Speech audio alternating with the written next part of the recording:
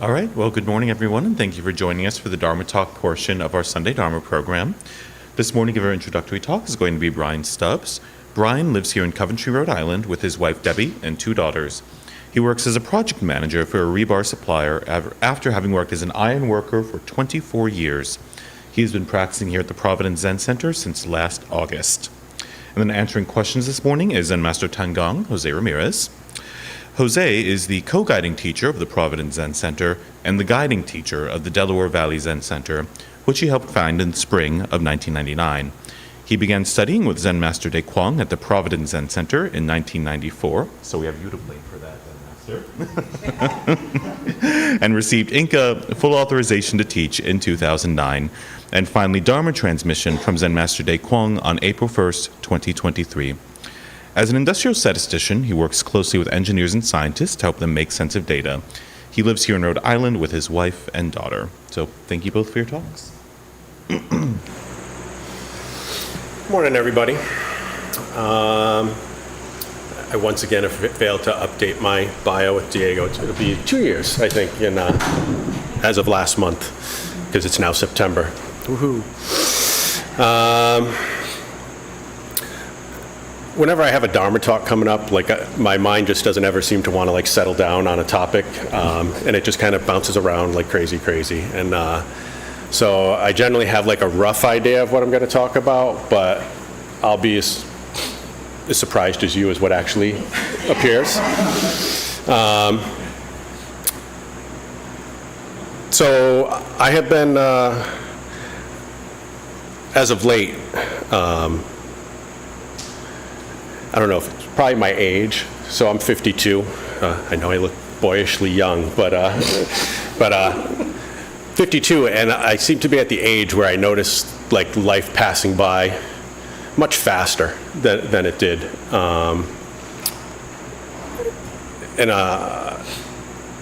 At times it kind of freaks me out, how quickly things just kind of are going by. And we would talk about it as like the impermanent nature of life, just this impermanence that just permeates everything. And it's I just see it more as of late. It was weird. We had some trees in our yard, that I remember being planted when I was a kid. And they got too big and had to get taken down. And so now there's these spots that are in my yard that always had trees. I was I don't know, 10, 12, 13, 14, whenever my mother planted these trees. I ended up buying my mother's house off her. I live in the same place I grew up. And it was these trees that were there, and they were solid, and they were big, and they got huge, and then they became a threat to fall on my house. And then they got cut down, and now they're gone. And now there's just some random roots that didn't get ground up. And when I look at that, in my life, and I think most people, nobody really likes impermanence. Everybody likes things solid, to kind of stay the same, to just be, my world, I like repetition. I get up in the morning every morning, I eat oatmeal every day, and just that type of stuff. And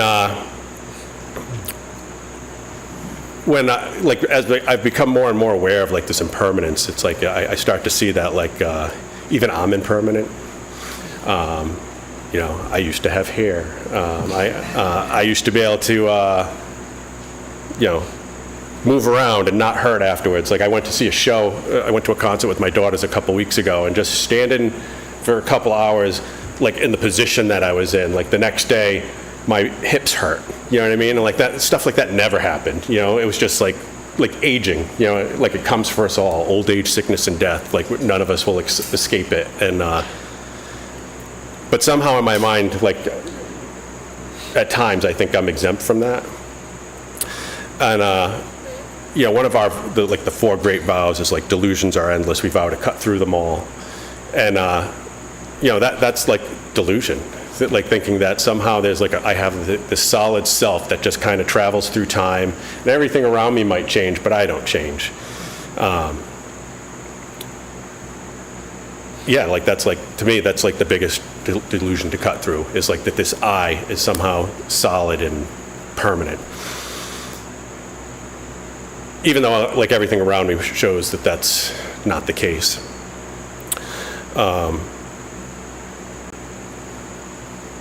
And so I start to like, I think I probably talk about on the same themes, like every time I give a talk, but like I start to like question like where this I came from, like, and I can point back to like, I was brought up in a certain way. Like we're all brought up in a family, like whether good or bad. We're all brought up in a culture, good or bad, and we all just kind of absorb ideas that we then think are ours. Like that they're my ideas. Like these beliefs that I have, they're my beliefs, and really they're just like,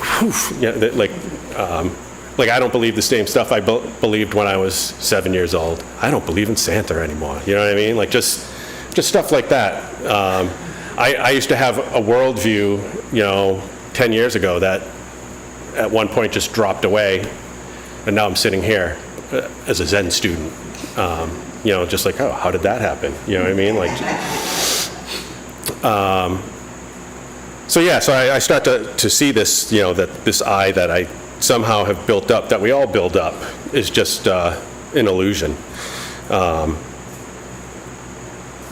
And yet, like, I operate throughout my life. Like, we all have to a certain extent. We have, in like this relative world, we all have to kind of like, I have a social security number, I pay taxes, I have a 401k, like stuff like that. Like but ultimately, I have no control over anything.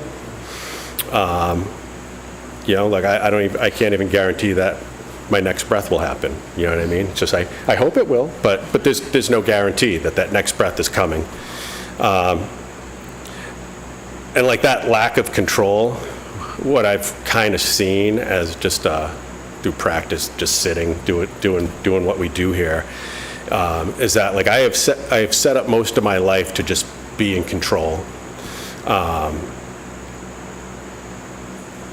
Even down to like, I eat oatmeal every morning. I put the same stuff in it every day. I have a routine of like when I walk my dogs, how I start my work day, just all this stuff, and it makes my world very safe and manageable. And that's great as long as nothing unexpected arises. And then when something does, who am I in those moments? You know what I mean? Like when like the repetition goes away. Who am I when the unexpected arises?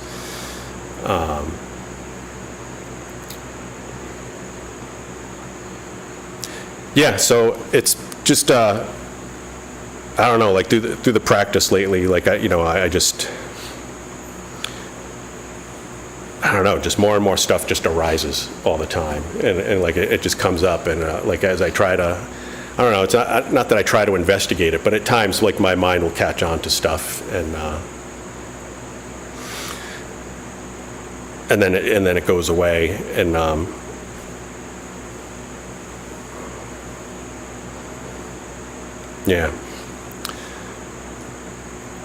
So basically what I like I've come to see is just like we all view the world a certain way. There's like a teaching in Buddhism, you've got the Four Noble Truths in the Eightfold Path. And the first fold in the Eightfold Path is right view, which could also be called right understanding. And to me, that it points back to like the first three Noble Truths, like we live, there's suffering, it originates from somewhere, there's a way for it to stop, and then this path on how to stop it. And more and more what I'm coming to see, like that, with that understanding of the world, is that we all have this view. We all get caught up in these like concepts and perceptions on what this world is and how we're supposed to act and how we're supposed to live. But ultimately, like as like looking deeper at it, it's just this world of right view would be having no view. Like just putting down this view of what everything is. I was having a conversation with my youngest daughter, and it was related to my oldest daughter yesterday, and it kind of brought this to mind to me. Like, I grew up in a, not that I ever actually really was an obedient child or anything like that, but I grew up in like a household where certain things were expected. This, it's like, oh, the parent says this is what you do, you don't question it, blah, blah, blah, blah, blah. And I didn't listen to that. I don't know how many people actually listen to that, but like I was kind of like a rebel as a youngin'. And, but yet, when I had children, and with my oldest daughter, like as she hit like 15, 16, 17, first year of college, as she's trying to live her own life, I had like this very strong view on like what was right, what was wrong. Some of it was based on how like mistakes I made, it's like, good intentions, trying to be protective, like that type of stuff, like don't do the same stuff that I did. But I was like, this view had grown so strong that she and I would like battle like all the time because she had her own very strong view on how life should be lived. And I remember it was like October of her freshman year of college. She'd come home for the weekend, but wasn't home for the weekend. Like she just was kind of out doing her thing. And I had gotten like so angry, just so angry, and because even though nothing had been communicated, I still had like expectations and like, well, if you're coming home, we should see you, and like all this type of stuff. And we had like this major blowout. And like in that moment, like a moment of clarity came up,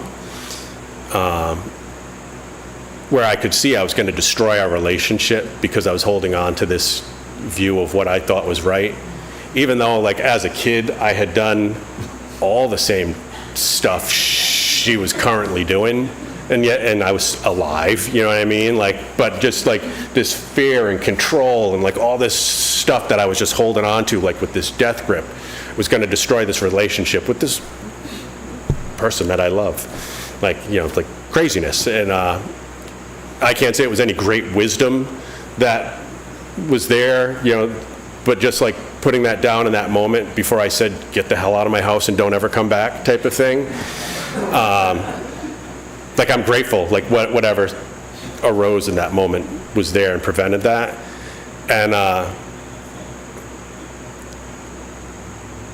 And like she's great, you know what I mean? Like that was, I don't know, 5 years ago, 6 years ago, however long ago it was now. Like, she's living her life, she's doing her thing, she's fine, you know what I mean? Like, just like generations before that didn't listen to their parents and kind of have to figure stuff out on our own. Like that's been the case there.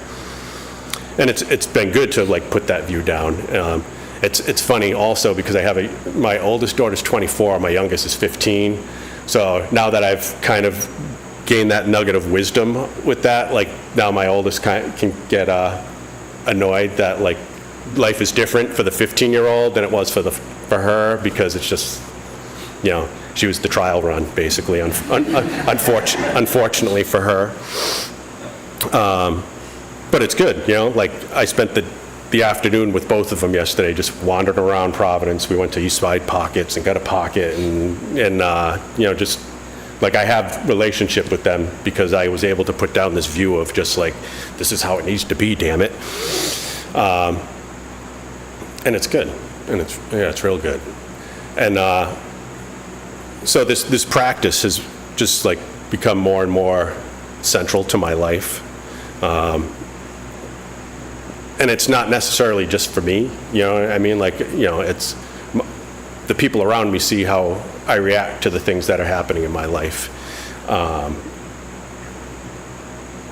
don't have to be a raving lunatic when things go wrong. And when the raving lunatic appears, I don't have to hold on to it for quite as long anymore. And I can come back to, we talk about our center, like in our practice, like I can come back to my center much quicker. And like, so sitting, like for me, like that's part of like what this sitting here is for. It's not like necessarily something, that I do a couple times a week or that I do every morning, though I do. To me, it's practice to go out into the world and live in this world amongst the rest of the world and perhaps be helpful. And just because I like them, doing retreats here, like the 1 or 2 day retreats, I find to be super, super helpful. So far I haven't freed up enough time in my schedule to do like longer retreats, but like doing the Saturday, Sunday retreats here, I find just, I make most of them because I just find it very helpful. It's like a perfect training ground, like for, like when you're the Saturday afternoon of a YMJJ, like there's this block that goes from like 1:30 to 4, and it's just super interesting to see your mind, or my mind, how it reacts, like when the third sitting period comes, like, because that's usually the point in the day where my body aches a little bit, and I'm starting to get a little sore, and like opinions start to arise, and just like watching all of that appear is super interesting to me, because I can see how I react when getting stressed. Like I can feel like in those moments of sitting, like where I catch a thought arising, like whatever it is, just, I tend to gravitate towards work, like, because I always have like work problems that are brewing. So like in quiet moments, I'll see like the thought come in, and then sometimes I'm not so quick on just kind of letting it blow through. And I can just see my whole body reacting as I start to grab onto this thought. Like I can feel it tense up. I can feel heat rising into my head. I can just feel everything clenching. And then in a moment when I become aware of that, letting it go, like I totally can bring that into my everyday world. Like just because I get wrapped into, I tend to think like when something arises like email, my first reaction is just like, they're screwing with me. You know what I mean? Even though it's like none of it's personal. Like my initial reaction to everything is like, oh, they're screwing with me. Like I take it all like personal initially. Like what the hell? I was, it was a quiet morning. They had to ruin it. Blah, blah, blah, like all that type of stuff that just arises.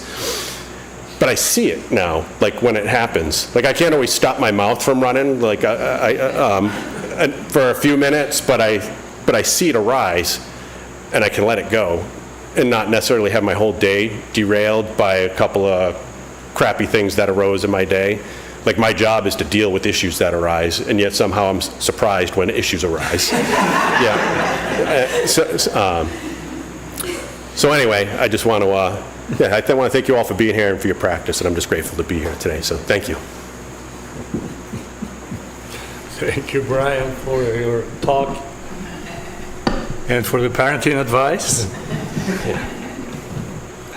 For some of the interesting things you said.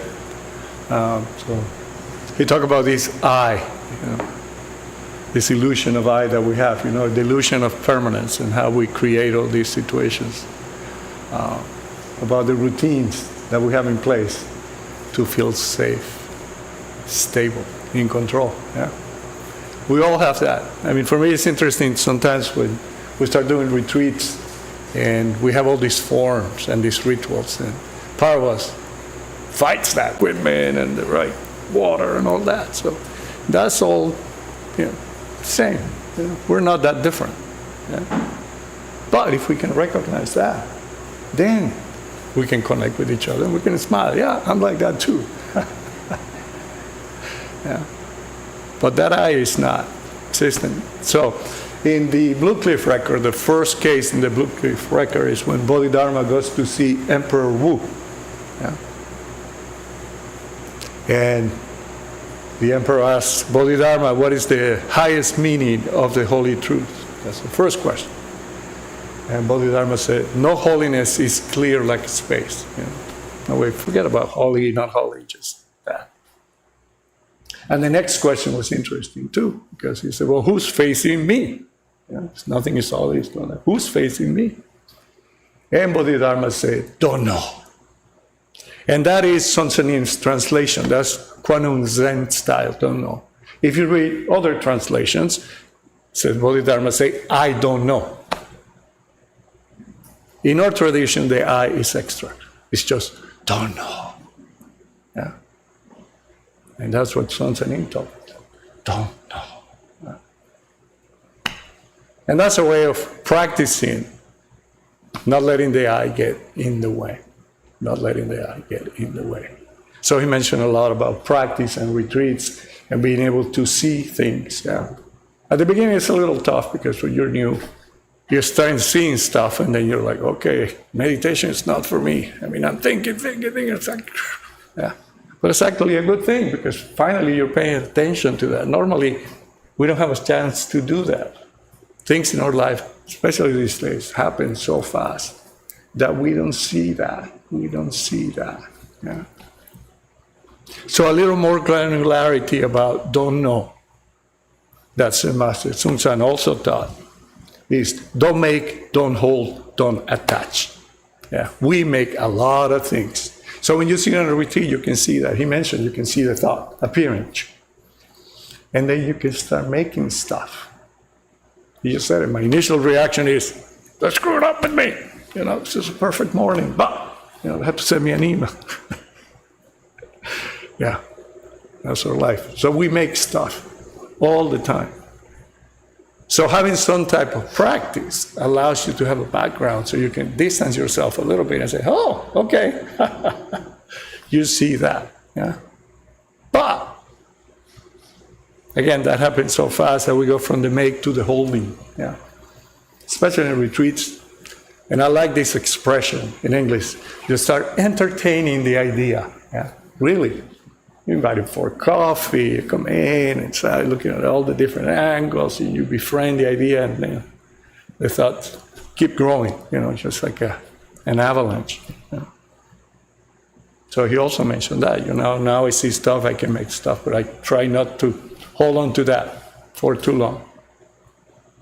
Because if that happens, and you go into the next thing, which is attachment, and you know that from Buddhism and attachment stuff. So when you go from the make to the hold to the attach, then it's a little harder. And then you have all these ideas. And we all have that. Everything is a point of view. Yeah. Mine is the right one, yours, or no. That's a given. But everything is a point of view. Yeah. And he mentioned that too. Again, if you have some type of practice that allows you to see that, then you may be lucky that you can rely on that, and for a split second you can say, okay, and then don't ruin that relationship. But we know how easy it is. Get out of my house. You say just because, and that can damage that relationship. Yeah. And that's hard to do. Again, some people are able to do it, and that's some of the value of that practice, being able to see that. Because when we come to a retreat or practice, you try to minimize all the distractions. We have a form, a routine that keeps your body in place. And then it's just you with your dramas and your point of view. And then by 3 p.m, then you can see the stuff. And then you get to know yourself. Yeah? We have this catchy phrase that says, Zen means understanding your true self. Yeah, it sounds very philosophical and stuff, but at the retreat level, it's understanding that, oh, okay, I'm starting to hold on to something and getting all tensed up, The energy is going up. It's starting to feel warm, whatever. You can see it. Yeah? That it's not just a mental thing, it has physical stuff. And it's your experience, not what I tell you or someone else tells you. Right now, it may sound, oh, wow, that's great. I like that. Well, I don't like that. But it's just me talking. It's not yours until you try that. Yeah? So thank you again for that. Any questions?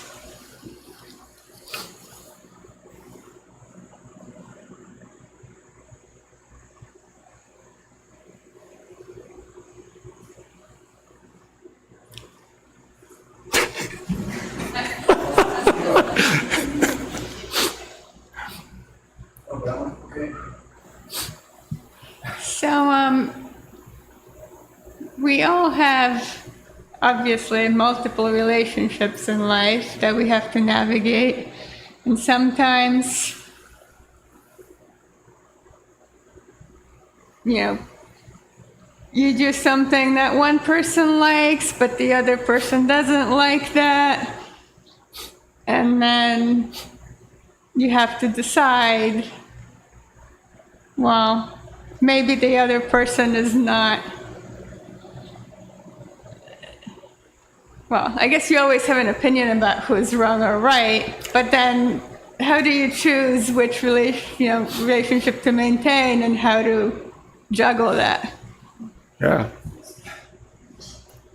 Yeah, that's being human, yeah. We're in all these relationships, so the question is how we juggle all that when you are in relationships and you have to make decisions that someone may favor and someone may not like. Yeah. Because we all have these likes and dislikes. Yeah. So for that, what I think is helpful is to step back and look at the intention and motivation behind what we do. Behind what we do. I always say that when I started practicing, my teacher over there, he asked me this question: why do you eat every day? That's a very interesting question. And you heard me say that many, many times.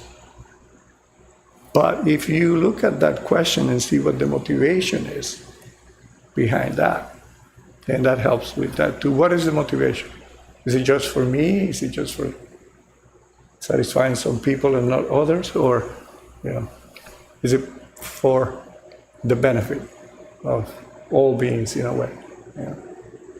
I think the Dalai Lama has something that says, try to do whatever is most beneficial, which is an interesting way of looking at it. It's the same idea.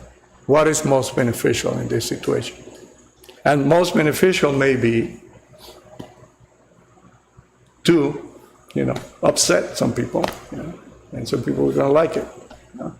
But if we're clear about that, and our center is strong, then we act, we do it.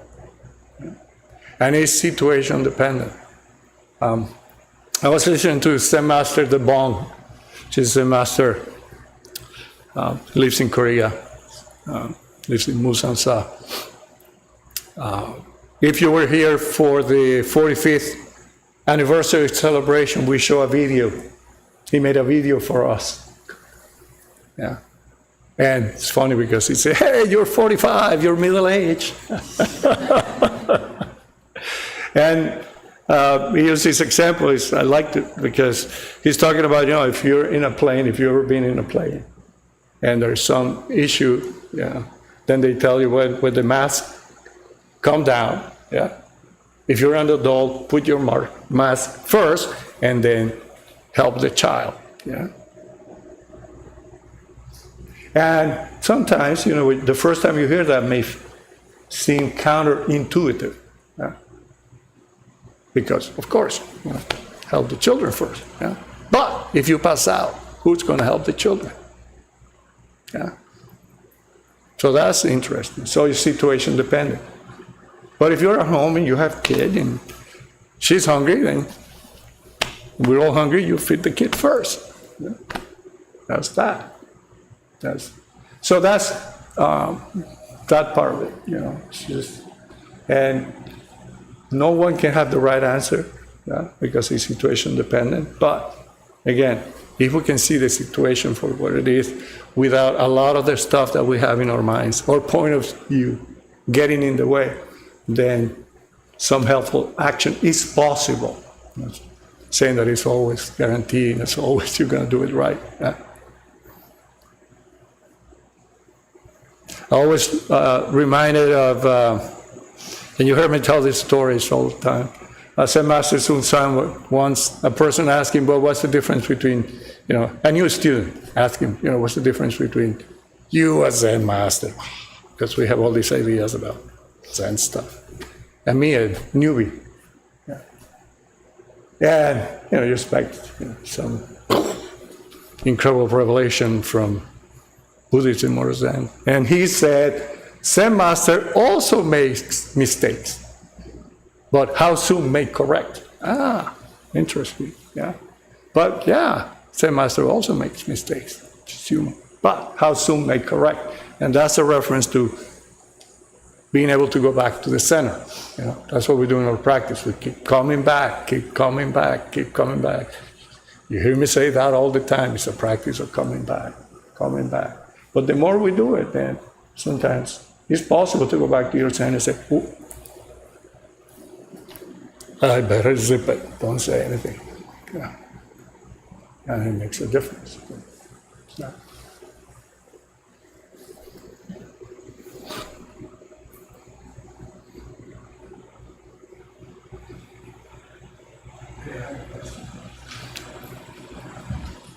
I was driving back from Home Depot the other day, and I was kind of in a really nice mental space.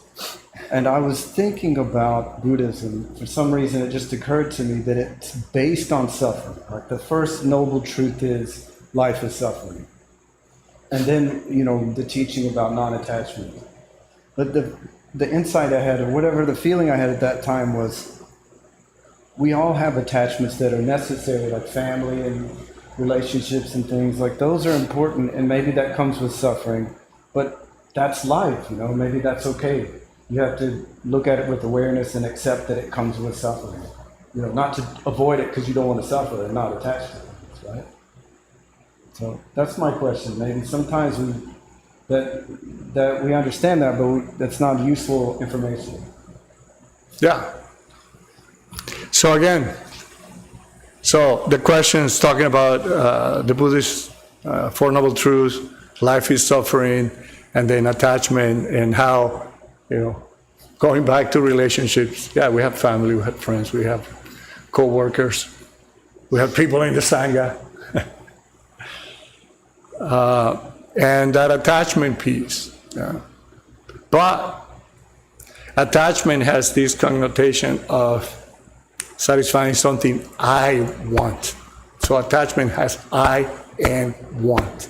Yeah. Again, if you're coming from that place, then. Yeah.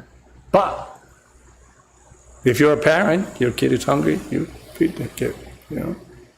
We also say that sometimes is to see someone hungry, then what? Naturally, you react, feed that person. Yeah. If you come from that place, you see what's needed and you do it. Yeah. Yeah. Of course, we get attached. You know, we get attached to everything. You know, even to a cut, to the Zen stick, to the road. Yeah. But if there's I and want, then so. That's, well, from the Buddhist point of view. Yeah, from the Buddhist point of view. So, for me, it's also helpful to, and related to that motivation is this little formula for me: what, why, and for whom. Yeah. What is it that is in front of me? What is it needed at this point? Why am I doing this? Am I coming from, you know, some clear point, or I'm coming from I want, yeah. Or I'm coming from attachment, I'm coming from aversion, because sometimes, you know, I don't like it, so we come from that. Or ignorance, which are the three poisons that the Buddha talked about: craving, aversion, and ignorance. So if we're coming from that, then most likely, according to the Buddhist teaching, we're going to create suffering for ourselves and from other people. And the whom, why and for whom, is it's not just for me, other people are involved. What is my motivation? So we have discriminating what is going on, the intention, and the motivation to do something. Yeah. And yeah, I know the first noble truth is always translated that life is suffering. So it feels a little... But we have to have human relations, or we don't have society. We don't have people. Of course, yes. That's a big problem. Yes. I remember a story I heard from Sun Sanim, that he was in a place, and I don't know, it was a Zen student, And this person was telling Sansanin, why do we need this Buddha, the altar, the robes, all these forms, the teacher? Why don't we grab all that and throw it out the window? Sansanin, just like the guy, said, yeah, but you still need the window. Which is that point, yeah. We need that. We have all these things that we create. We call this a cup, and inside there's something that is water. I made a joke last time about, for all practical purposes, someone can think that this is gin. Because it looks like gin, yeah. Could be, you don't know. Yeah. But we call this a cup. Yeah. It's just a convention. But it's helpful because you can say, hey, can you give me a cup? You'll bring a cup and not a glass, or a wine glass or something. And we expect this to be water because, well, that's what teachers drink and do all that. And they talk about, how the water, stills and all that. But if you think that's gin, that could be a delusion, yeah? And I said last time that that's a great word because in English, delusion is meaning not being connected with reality. But then if you come and smell it or maybe even taste it, you say, oh, water, the delusion is gone, yeah? And that's that piece about, the realization they talked about. Yeah? It's like Superstition by Stevie Wonder. Remember that tune? Some of you may remember. A lot of you may remember. Yeah?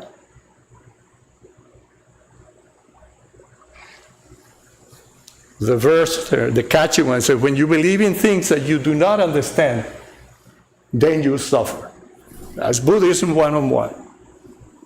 Having that ignorance and delusion is not understanding this impermanence, this I that is sort of pseudo-real, but it's not real, and all that. That's part of that delusion. Yeah. And then the catchy tag versus superstition in the way. Yeah. It's like, wow, right there, all along. When you believe in things that you do not understand, then you suffer. Yeah, duh. So that's that piece. Yeah. Okay. So when we talk about that, you know what? These days, my preference now is to say there is suffering, rather than life is suffering. There is suffering. Yeah. Try to work with getting rid of the I. I'm angry. Well, no, there is anger. It's like still feeling angry, but a little bit of that. And I think that's part of that. He just said dukkha. There's dukkha. Yeah. So there is suffering. Because life is suffering, then we can take it. Oh wow. We can spin it either way. Yeah, right. Oh no, my life is not that bad.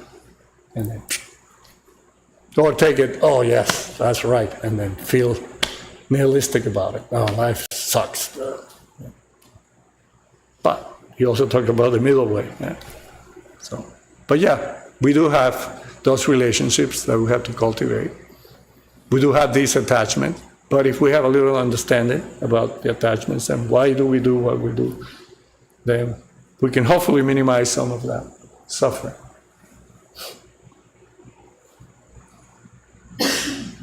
Any other questions?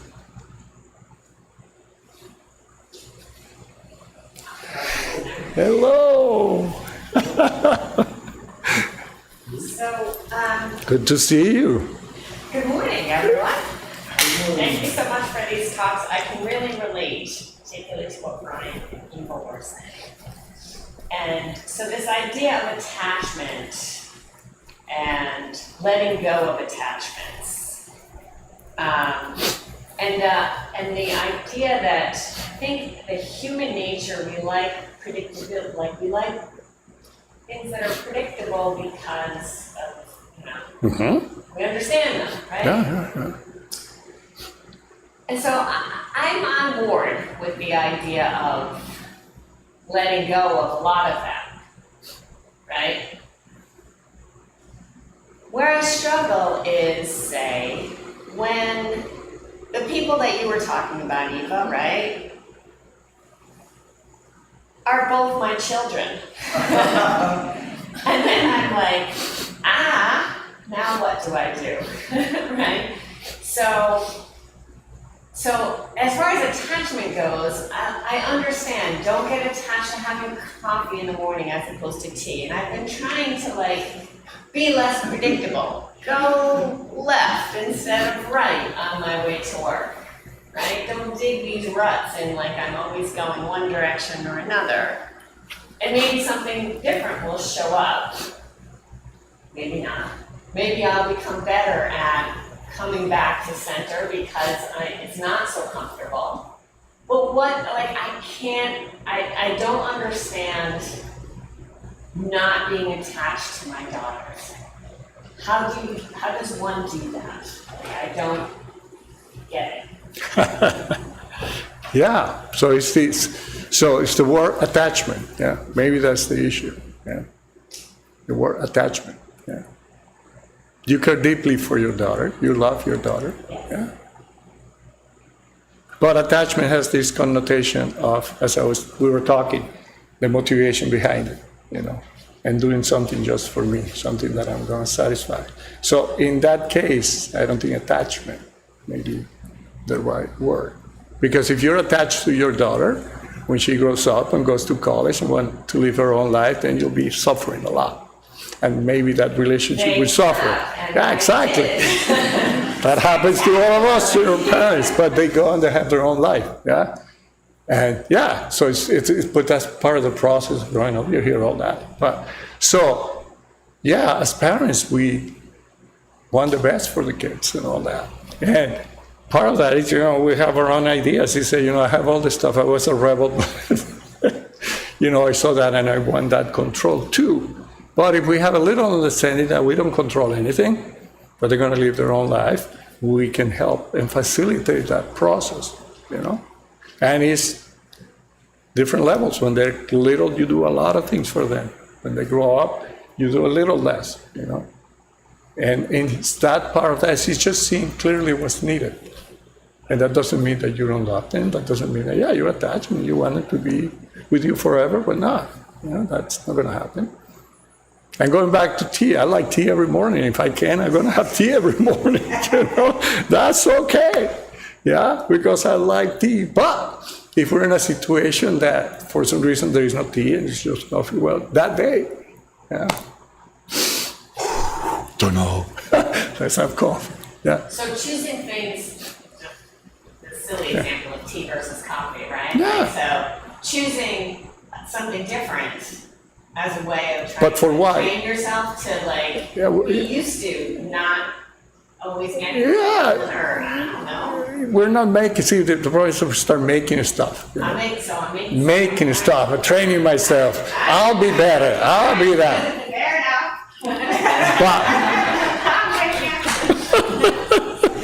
enough. I can put up a stink and say, no, we're having tea. Someone goes, gets me tea, and the whole thing is ruined. Or I can say, okay, we'll have coffee this morning. Something used to say, everything, no problem. That sounds beautiful. Everything, no problem. It's like, okay, how do you do that in practice? And it's just those little things, Start with the little things like that. Yeah. I'm like that. With my daughter, we go, she's a lot like me, so. So they get in your nerves because, you want them to do what you want them to do. Yeah, it's interesting. Parenting is an interesting thing. Relationships are an interesting thing. Sun Tzu used to say, good things is you either join the army, become a monk or a nun, or get into a relationship and have a family. Because in those three situations, then you can really see your likes and dislikes, and you can really practice. Or come to a retreat. You sit in a retreat and you see that, your likes and dislikes. What's wrong with Brian, man? Can he digest the food? He's supposed to be a retreat. He's burping, whatever. Or it could be, oh, wow, she has such a beautiful voice. She should record the chants because, all the stuff that we make up. But you can see that if you're with people. Families is amazing. After a point, they're like magicians pulling tricks at each other. It doesn't work very well. You know? That's why they say they push your buttons, because they know what their buttons are.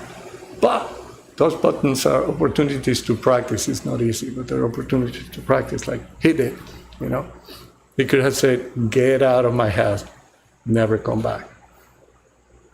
But somehow, this practice, that's what he says. Don't take my word for it. Come to retreat and do it. You know, save that moment. Yeah. You can see it and grab it. Boom. Yeah. That's the practice. That's the practice. Just to finish, I used to do Christian Buddhist retreat with Father Hunt. Some of you may have met Father Hunt. He's now retired, the nerve. And sometimes we used to do interviews together. And I remember sometimes a student came, and Father Hunt asked the student, well, how's your life? How's your life? How's it going? And the student said, well, ups and downs. Like that, Father Hunt said, yeah, that's the practice. Yeah. The ups and downs, that's the practice. That is the practice. So thank you so much for coming today.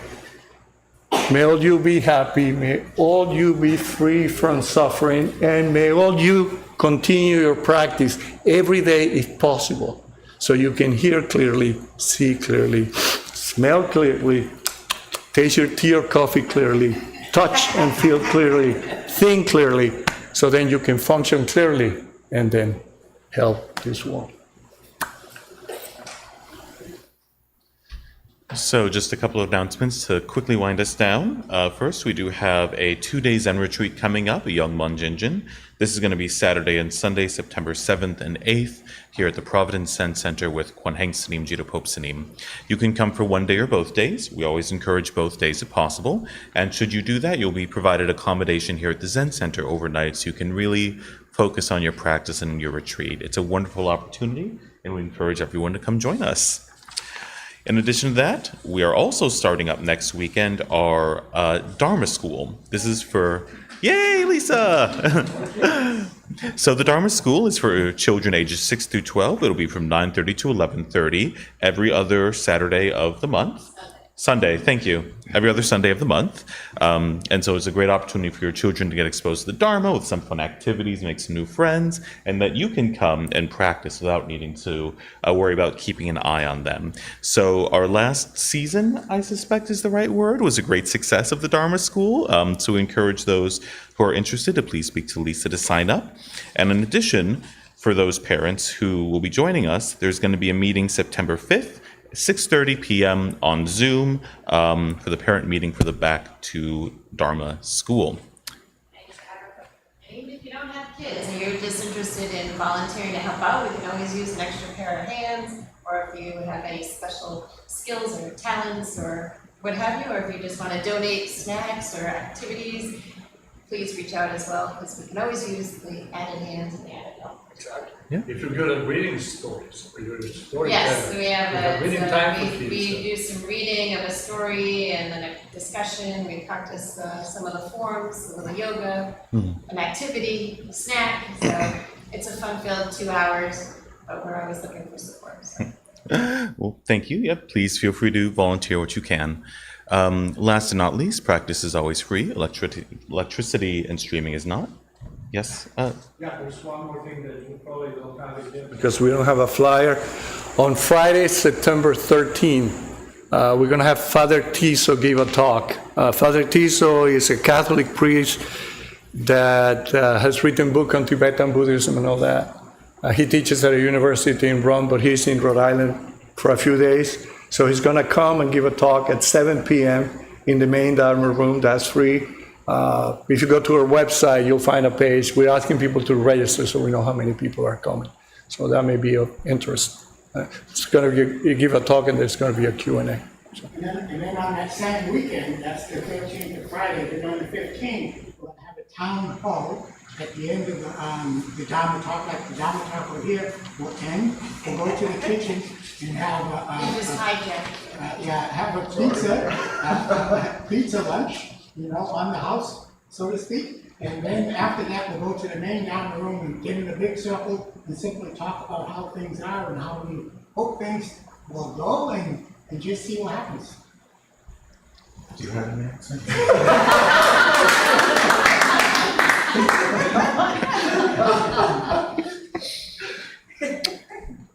Our organic vegetable stand is open. We have snacks outside, so please come and join us around some snacks and vegetables. Thank you all so much for coming.